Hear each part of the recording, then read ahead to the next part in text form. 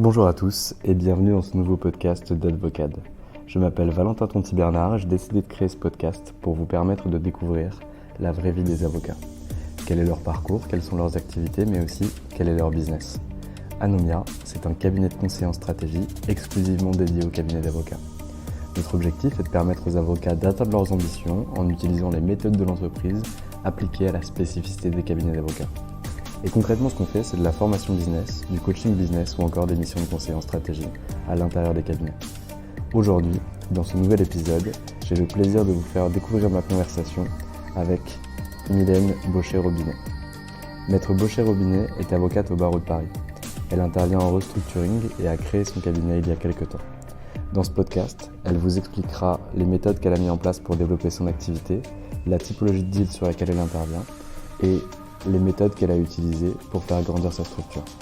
Je ne vous en dis pas plus et je vous laisse découvrir ma conversation avec Mylène Baucher-Robinet. Si vous aimez ce podcast, n'hésitez pas à nous mettre 5 étoiles sur Apple Podcast et à le diffuser à un maximum d'avocats. Bonne écoute. Eh bien écoute, bonjour maître Mylène Baucher-Robinet, je suis ravi de te recevoir dans nos locaux au 89 rue Réaumur. Alors aujourd'hui on a deux surprises. La première c'est que je suis arrivé ce matin et j'ai vu que les locaux étaient en plein chantier, donc on a réussi à trouver une salle. Et la deuxième c'est que tu es venu avec ton petit garçon qui est super sage parce que sa classe est fermée. Je suis ravi que tu sois là, merci beaucoup d'être présente avec nous ce matin. Bonjour Valentin, merci à toi, merci pour ton invitation, je suis ravie. Avec grand plaisir. Alors Mylène, la question est toujours la même pour commencer. Qui étais-tu avant de devenir avocate ? Qui étais-je avant de devenir avocate ? Eh bien, j'étais une étudiante qui a fait ses études à Sciences Po, à Paris, avec un petit peu une année en Allemagne et précédée de 2 années à Nancy, parce que j'ai un profil franco-allemand d'origine alsacienne. Quelle belle ville nancéenne. Voilà, exactement, j'en ai bien profité. Et puis arrivée sur le campus à Paris, je me suis tournée vers le droit économique et voilà comment je me suis retrouvée dans le monde des avocats assez rapidement. Ok, et du coup, tu arrives dans le droit, mais pourquoi concrètement tu fais du droit? Parce que du droit éco, ok, je comprends, mais pourquoi tu décides de passer le barreau et de devenir avocate? Alors oui, pourquoi du droit ? Parce que je ne m'orientais pas nécessairement vers le droit quand je suis arrivée à Sciences Po. Je voulais travailler dans l'entreprise avec le modèle d'une maman qui travaillait dans l'entreprise, dans les ressources humaines et puis dans le conseil. Et j'avais eu l'occasion d'être dans une très belle université allemande à Mannheim où j'ai pu étudier le management, le marketing, les ressources humaines. Et c'était des études très complètes. J'avais envie d'aborder le monde de l'entreprise sous un autre prisme. Et c'est pour ça que j'ai choisi un master de droit économique, voilà, pour voir un petit peu la matière juridique. Et je suis tombée dedans et je me suis laissée aussi entraîner par la promo. Tout le monde allait passer le barreau. Alors pourquoi pas ? Moi aussi, j'ai passé le barreau. J'ai réappris le droit en faisant une prépa d'été. Ça m'a donné aussi une autre vision que celle que j'ai pu avoir à Sciences Po, qui était une vision assez politisée du droit. Et j'ai beaucoup aimé. Je me suis rapidement tournée vers un cabinet d'avocats qui est Clifford Chance parce que j'y ai retrouvé mon professeur qui est Reinhard Daman et qui deviendra mon patron pendant 10 ans. Très clair, super. Et donc du coup, quand tu arrives chez Clifford, qu'est-ce que tu découvres de la profession? Parce que tu as fait du droit, oui, à Sciences Po, tu as fait cette prépa d'été, mais là tu rentres vraiment dans le dur, tu rentres dans un très beau cabinet d'avocats, le cabinet Clifford Chance à Paris. C'est quoi ton activité au quotidien? Alors quand j'arrive là-bas, on est en janvier 2009 et là je suis plongée dans la crise financière. Voilà, Lehman Brothers, les gros dossiers de restructuration qui arrivent. Alors je découvre ça avec beaucoup de curiosité, hein. Et puis ça me paraît être presque la normalité, mais c'est une vie trépidante, passionnante, pleine d'adrénaline. On est vraiment du matin très tôt jusque dans la nuit très tard au cabinet à travailler sur des dossiers de place. Donc c'est trépidant, c'est haletant et c'est extrêmement formateur. Je pense que voilà, très rapidement, j'ai essayé de rattraper le background que je n'avais pas. Je suis repartie un petit peu aussi à la fac. J'ai demandé à Clifford Chance de me repayer des cours. De me repayer une prépa d'été où j'ai sélectionné des cours de certaines matières que je n'avais pas vues, notamment le DIP, voilà, qui finalement a été un peu un prémisse parce que j'en ai fait beaucoup et j'en fais beaucoup actuellement comme je l'enseigne. Très clair. Et donc, qu'est-ce qui t'apporte finalement Reynard Daman? Donc, tu vas au sein de ce cabinet pour le rencontrer lui, pour travailler avec lui, ou c'est vraiment pour l'aura du cabinet? Non, pour Reinhardt, hein, pour être très D'accord. honnête, Ouais, bien sûr. euh, j'avais pas un background d'université, donc j'étais jamais allée à l'université, je m'étais jamais trop tournée vers les cabinets d'avocats, même si j'avais fait quelques stages quand j'étais à Sciences Po. Clifford était le partenaire de notre master, donc je connaissais quand même le cabinet, mais c'était surtout pour aller rejoindre cette équipe restructuring. Et c'était l'envie de faire du restructuring. C'est ça qui m'a donné envie d'y aller. Alors avec Reinhardt, avec le collaborateur qui était Gilles Poder, je les appréciais beaucoup tous les deux, mais il y avait quelque chose qui m'intéressait derrière, même si je ne savais pas trop ce que c'était encore le restructuring. À l'époque, on disait les procédures collectives, on ne disait pas le restructuring. Ça n'avait absolument rien de très attirant pour un étudiant normal, parce qu'à l'époque, la mode, c'était de faire du contentieux, du corporate, voilà, ou du litigation, mais pas des procédures collectives. Mais je sentais qu'il y avait un peu quelque chose de business qui était en fait ce que je recherchais dans ma carrière professionnelle. Et c'est pour ça que j'y suis allée. Et du coup, est-ce que tu vois une évolution par rapport au moment où tu arrives là? Je sais bien que la réponse est oui, mais j'aimerais bien que tu décrives un petit peu cette évolution entre le premier jour où finalement tu arrives chez Clifford et ton départ 10 ans après. Est-ce que tu prends des responsabilités? Est-ce que tu vois que tu montes en compétences? Est-ce que tu prends de la clientèle perso? Comment tu avances au sein de ce cabinet? Alors, bon, je retraçais 10 années, oui, évidemment, on progresse. Euh, voilà, des éléments marquants, ce serait sans doute beaucoup de stress au début, beaucoup de pression. On n'est pas à l'aise, on est mal à l'aise dans tout, si je puis dire, parce qu'on ne connaît rien, donc il faut tout chercher. Et finalement, progressivement, avec les années, on prend de l'aisance, de l'expérience, on acquiert des connaissances et donc on peut apporter toujours un peu plus de plus-value directement. Et c'est l'apport de cette plus-value au client qui permet de tirer de la satisfaction dans son métier. Donc j'ai senti ça peut-être au bout de 3 4 ans, voilà, me sentir un peu plus à l'aise, me sentir plus autonome, commencer à traiter seule des dossiers.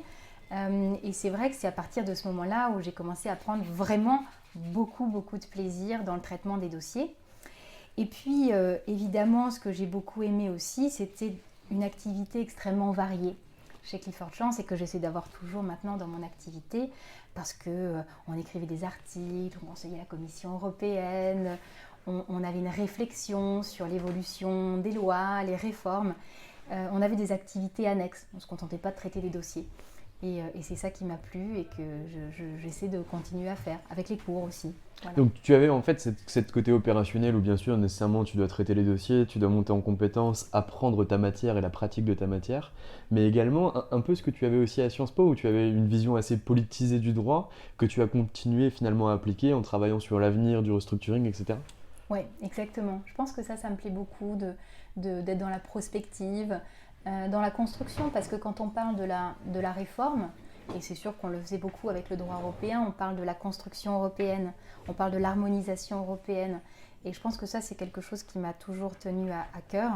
Et je garde toujours cette petite appétence pour la construction européenne. Tu travaillais sur quel type de dossier chez Clifford? Alors on travaillait sur des dossiers essentiellement transfrontaliers pour des clients étrangers. On a eu des dossiers phares comme le dossier Nortel, qui était une des plus grandes faillites transfrontalières, notamment en termes de valorisation des actifs cédés de l'ordre de 5 milliards d'euros. On a travaillé sur des grosses faillites franco-allemandes, le dossier Alcor, donc avec des contentieux qui ont un peu fait la jurisprudence, notamment la jurisprudence européenne. Et puis des dossiers également aussi côté créancier, parce que le cabinet est un cabinet aussi de banque, donc des dossiers très intéressants du côté des créanciers. Et puis quand on est dans un grand cabinet, on a les dossiers de l'équipe, les dossiers restructuring, et puis on fait aussi beaucoup de support, surtout quand on est collaborateur, donc du support aux équipes finance, hein, pour voilà, la préparation de la documentation financière, du support au corporate, dans les due deals. Il y a aussi tout ce travail qu'il ne faut pas laisser de côté quand on est dans un gros cabinet. Très clair. Et du coup, en termes de développement, toi, donc tu passes 10 ans chez Clifford, tu es collaboratrice. Est-ce que tu commences un peu à développer des dossiers perso ou pas du tout? Ah si, j'ai eu assez tôt des dossiers perso. Et j'aimais beaucoup ça et on faisait ça en parfait accord avec Reinhard qui nous soutenait beaucoup pour ça, donc c'était très agréable. Des dossiers perso, par exemple, pour des administrateurs ou des mandataires judiciaires, lorsque les dossiers étaient trop petits pour être traités par le cabinet en termes voilà, de structure d'honoraires. C'était des dossiers que je prenais et que je travaillais aussi avec le soutien de mon équipe chez Clifford. Très Et clair. il le faut. C'est vraiment important d'avoir des dossiers perso. On les approche différemment, ces dossiers-là. On les porte, on en porte la responsabilité. C'est un apprentissage qui est essentiel dans la vie d'un collaborateur. Moi, je suis assez d'accord. Alors, je suis pas avocat, c'est vraiment la vision d'un extérieur à ce métier. Mais c'est qu'à partir du moment où tu commences à prendre ton premier, ton deuxième, ton troisième dossier perso, tu franchis un cap par rapport à ton expertise et ton activité, puisque tu rentres aussi en responsabilité, étant donné que tu te retrouves seul face à toi-même et à ton client, et que derrière, tu avances sans filet. Je sais pas si tu l'as ressenti de la même façon, toi, quand t'as commencé à développer. Oui, j'ai senti qu'il y avait un poids plus important en termes de responsabilité. Je ne me suis pas sentie seule parce que dès lors que j'avais des problématiques un peu plus complexes, j'étais toujours entourée par d'autres collaborateurs seniors comme Gilles Poder ou Reinhard Daman qui étaient toujours à l'écoute. Donc non, je me suis jamais sentie seule. Et d'ailleurs, je pense que c'est quelque chose qui est très important, que l'on soit un collaborateur quand on traite ses dossiers personnels ou qu'on les traite en tant qu'associé. C'est important de ne pas être seul, d'avoir des personnes vers qui se tourner pour partager les réflexions, les problématiques et puis les succès aussi. C'est quelque chose d'important. Est-ce que tu as connu des échecs professionnels durant cette période, ou en tout cas un échec marquant ou un succès marquant dans ces 10 années? Quelque chose qui t'a vraiment marqué, soit positivement, soit négativement? Oui, j'ai connu des échecs, j'en ai connu beaucoup.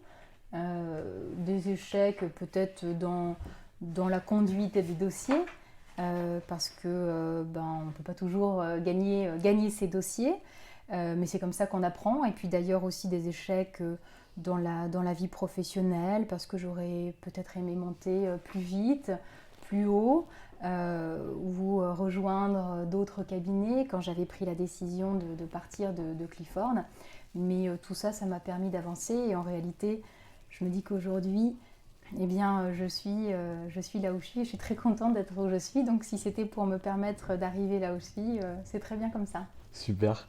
Et du coup, à partir de quand tu commences à te poser finalement ces questions, soit de monter plus rapidement chez Clifford, donc de consulship ou d'association, soit d'aller dans un autre cabinet d'avocat, soit de créer ta propre structure, donc tu restes 10 ans.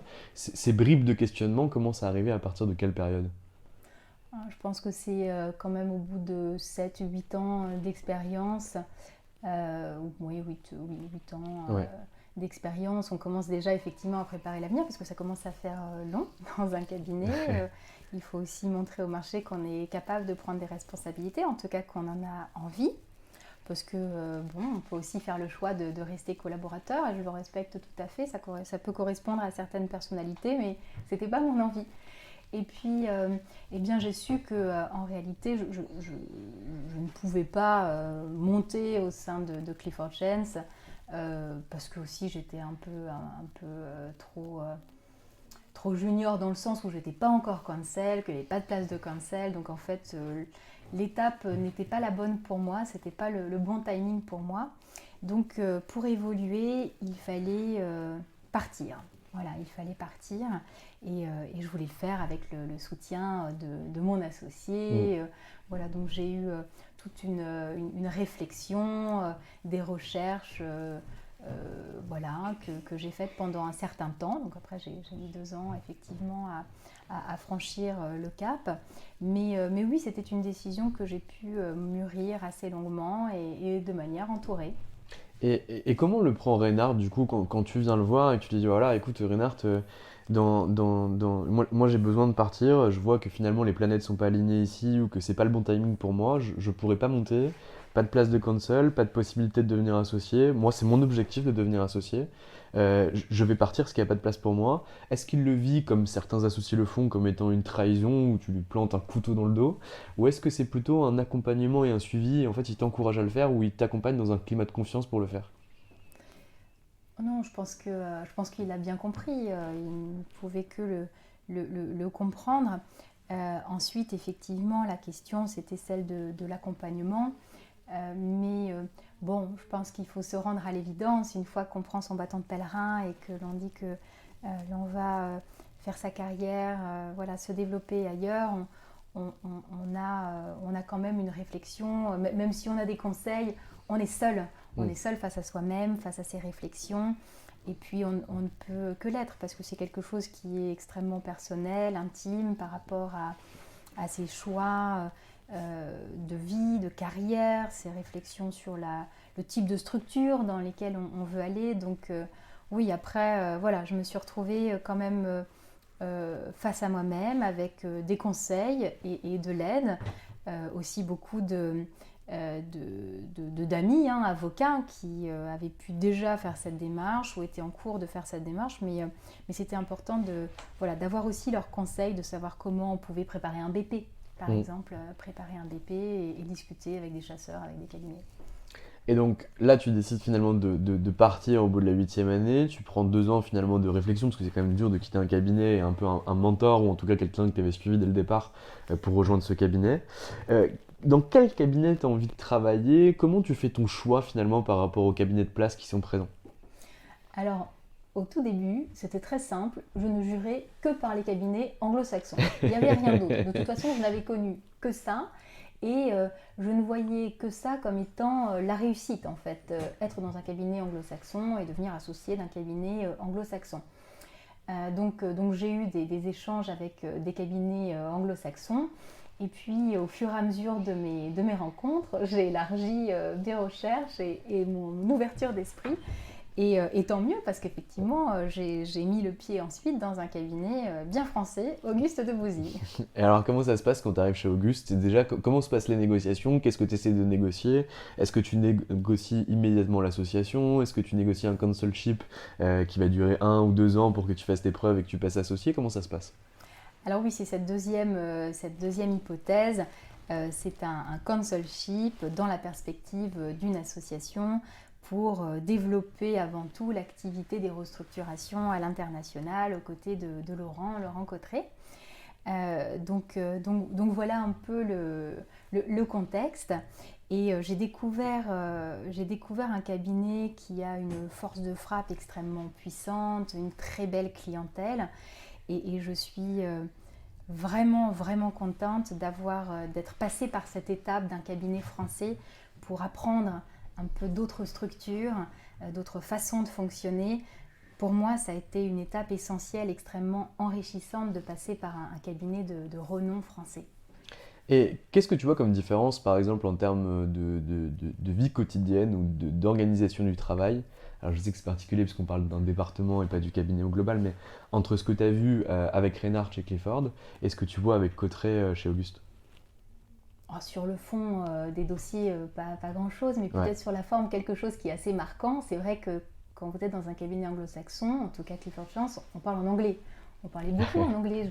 Je me souviens même d'emails de Yves Verly, l'ancien managing partner en Angleterre, il nous écrivait en anglais. Et dans un cabinet français, on n'a pas cette culture de la langue étrangère.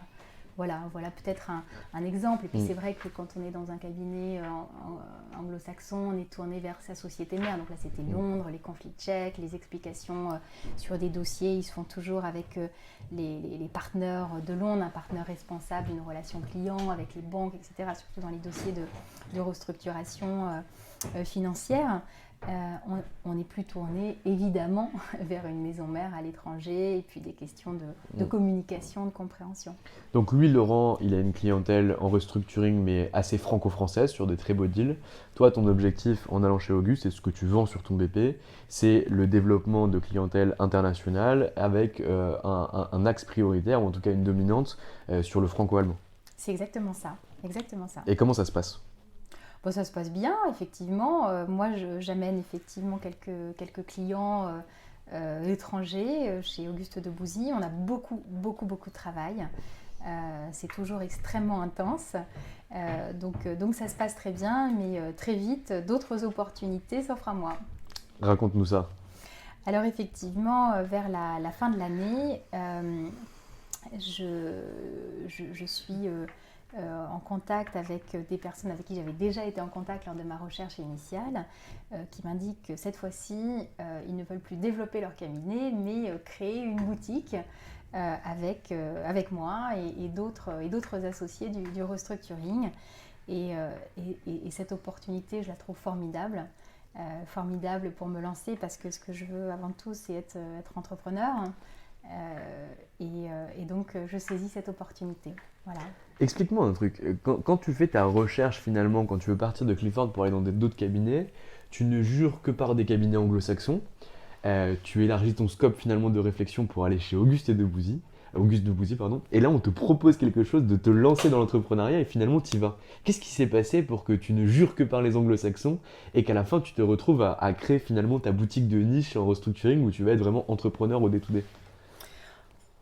Je pense qu'au bout du bout, ce que je voulais, c'était prendre les rênes. D'accord. Voilà, gérer les dossiers à ma façon et puis gérer les équipes aussi à ma façon, transmettre quelque chose, une façon de vivre l'entreprise, de vivre son activité telle que je l'avais réfléchi. Et je me suis rendu compte que c'était difficile de le faire dans des grandes structures. Et puis, je pense que voilà, ça devait être ça depuis le départ. Simplement, j'avais besoin de le mûrir. C'était comme une progression que je devais avoir. Jamais, je pense, je n'aurais pu passer de l'étape collaboratrice d'un grand cabinet à celle de créer un cabinet boutique, cofonder un cabinet boutique, même si j'encourage beaucoup à le faire. C'est quand même une étape qui est difficile. Et j'avais besoin, je pense, de mûrir, d'apprendre, de découvrir, même si ça a été assez rapide. J'avais besoin de cette évolution pour vraiment arriver là où je devais être. Et t'as pas une peur, c'est que finalement les clients qui bossent avec toi, qui bossaient de chez Clifford et qui t'ont potentiellement suivi chez Auguste et que tu as amené chez Auguste et que tu as développé chez Auguste, ne te suivent pas en partant? Mais si, bien sûr, on se demande ce qu'on va faire. Je me souviens qu'à l'époque, j'avais beaucoup de réflexions avec mon mari et je me disais, bon écoute, s'il faut manger des pâtes pendant un an, on mangera des pâtes pendant un an. Je pense que c'est un peu le même discours que ce que font ceux qui créent leur entreprise. On ne sait pas de quoi demain sera fait. Est-ce que le business sera bien? Est-ce qu'il ne sera pas au rendez-vous? Bon, après, c'est facile à dire avec le recul, mais il faut dédramatiser quand même. Si ça ne marche pas, tant pis, Tu retournes dans un je autre cab, retourne voilà. dans un cabinet et je continue ma vie là-bas. Mais voilà, la première année, elle s'est construite doucement. Le chiffre d'affaires a augmenté assez doucement avec une petite base de clientèle que j'avais, mais qui était loin d'être aujourd'hui la clientèle telle que je peux l'avoir au sein du cabinet. Mais il fallait y aller progressivement.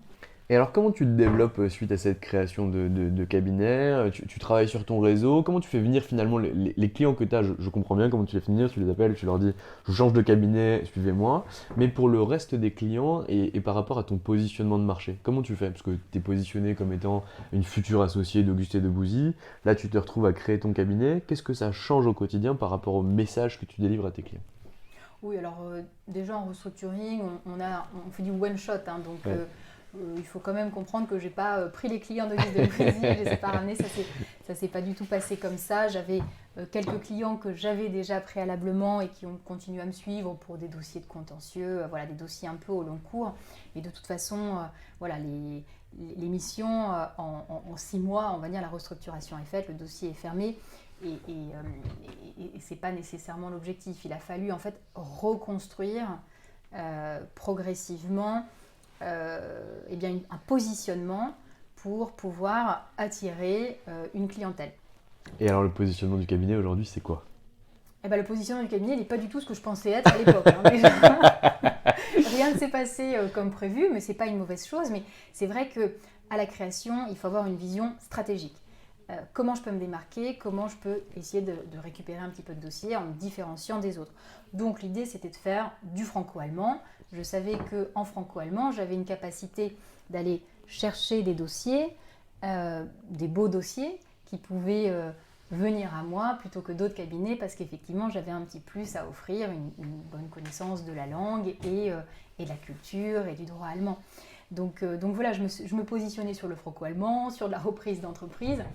Et puis, in fine, finalement, ça n'a pas été tant que ça du franco-allemand, même s'il y en a eu et même si ça m'a permis de faire mon démarrage.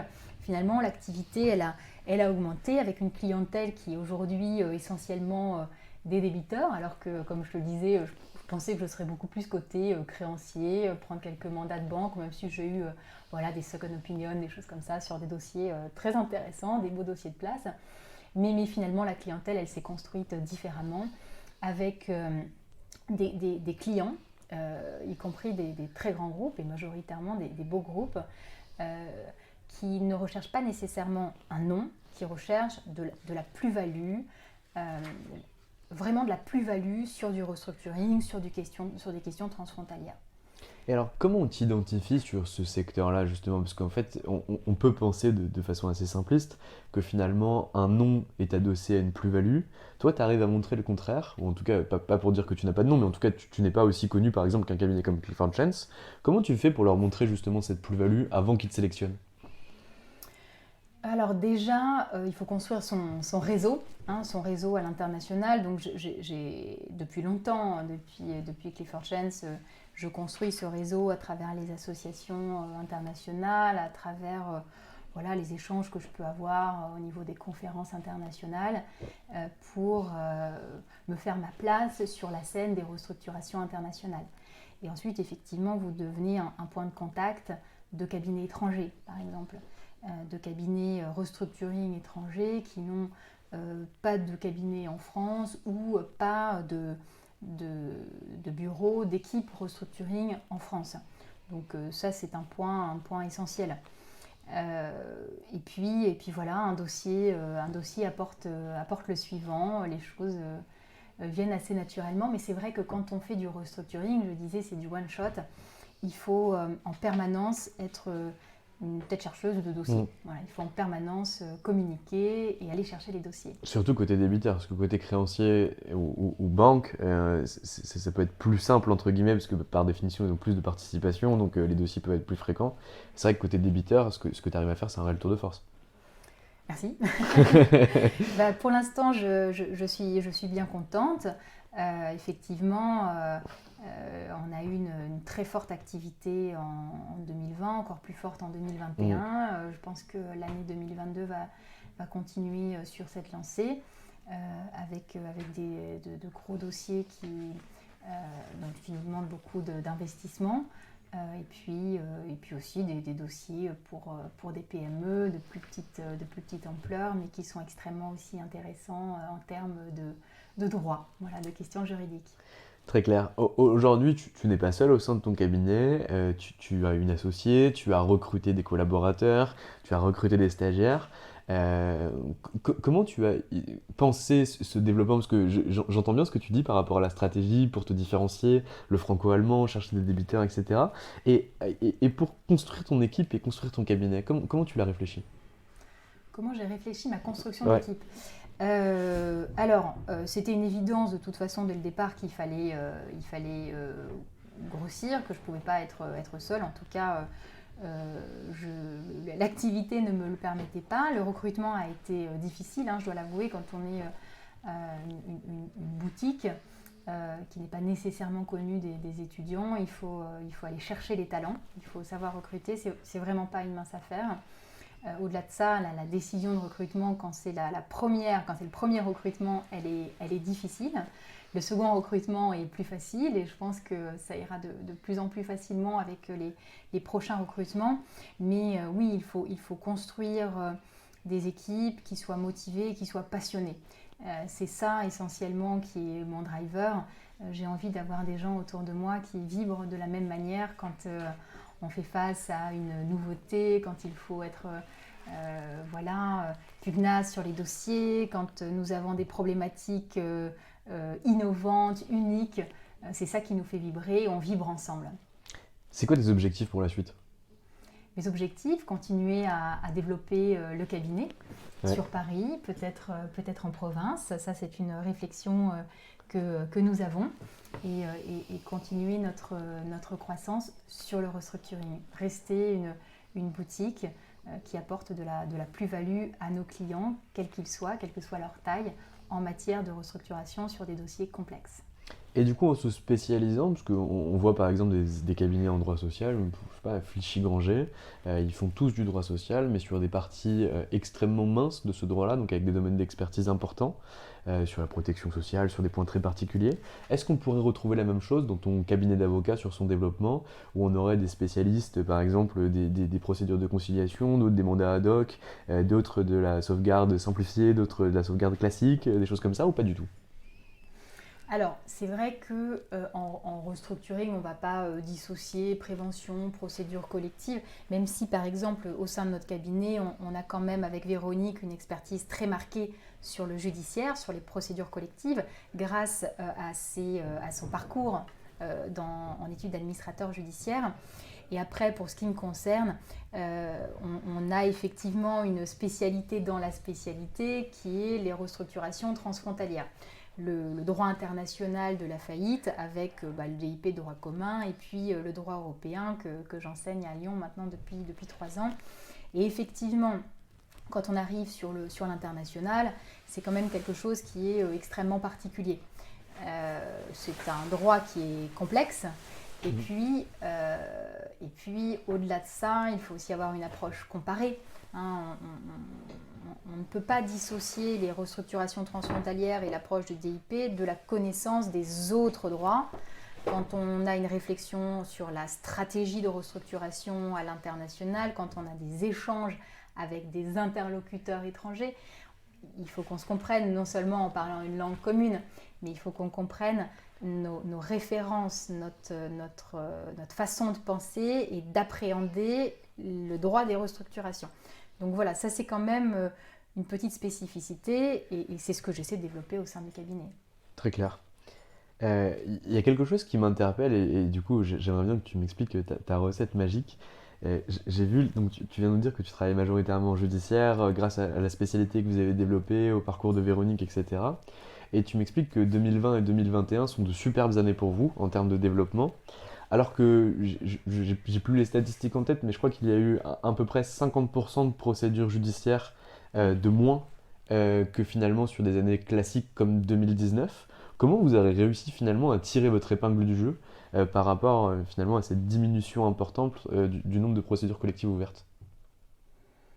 Alors c'est exact, hein. On a eu une baisse, enfin la France et beaucoup de pays ont connu une baisse radicale du nombre de procédures collectives ouvertes en raison d'un afflux de liquidités dans l'entreprise, etc.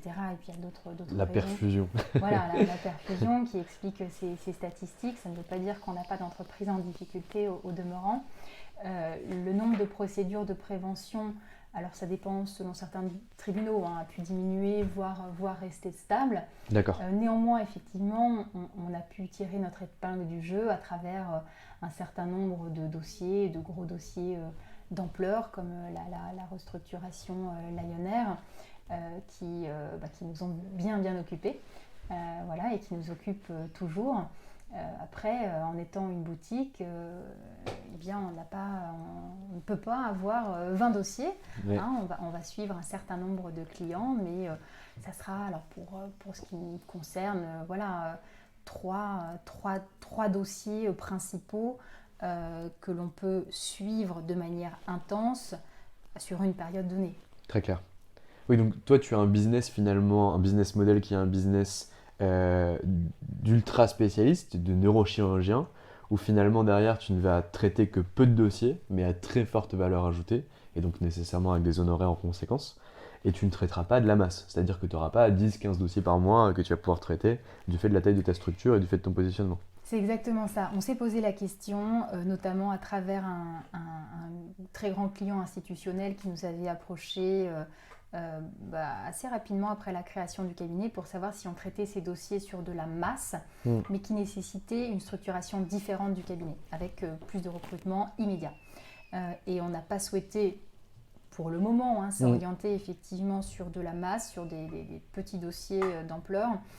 Tant Véronique Daubel que moi-même, nous faisons vraiment ce travail tailor-made pour des clients en général des grands groupes pour leur filiale en France, hein, lorsque ce sont des Mmh. groupes étrangers, mais vraiment un travail d'analyse où le partenaire est sur le dossier et on est dans la réflexion stratégique sur ce dossier et la mise en œuvre que l'on traite effectivement soit au sein de nos cabinets ou avec l'aide de cabinets partenaires.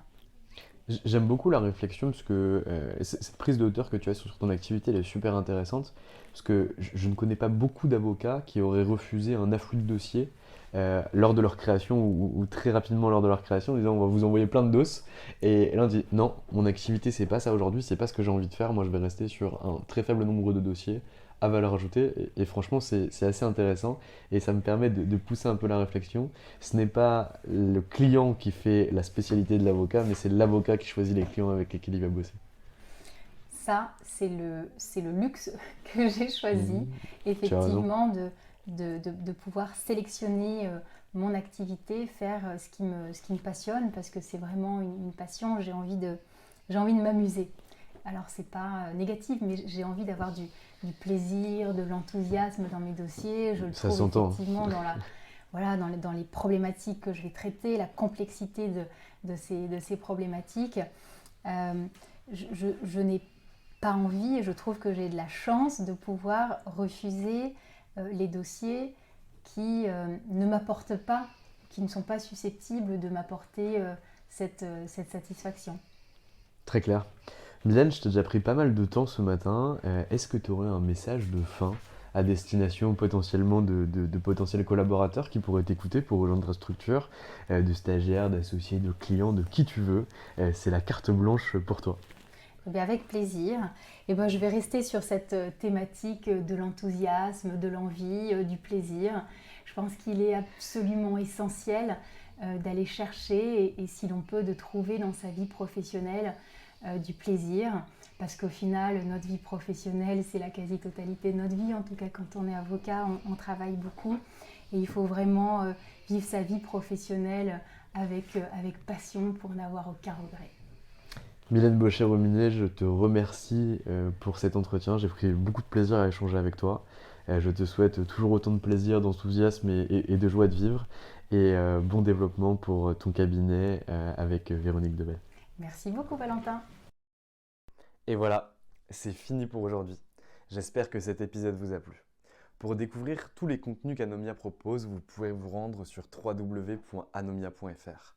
Vous y trouverez des vidéos, des podcasts, des articles et également nos propositions de formation et d'accompagnement dédiées aux avocats, dédiées au business des avocats. Je vous souhaite une excellente journée et n'hésitez surtout pas à nous contacter.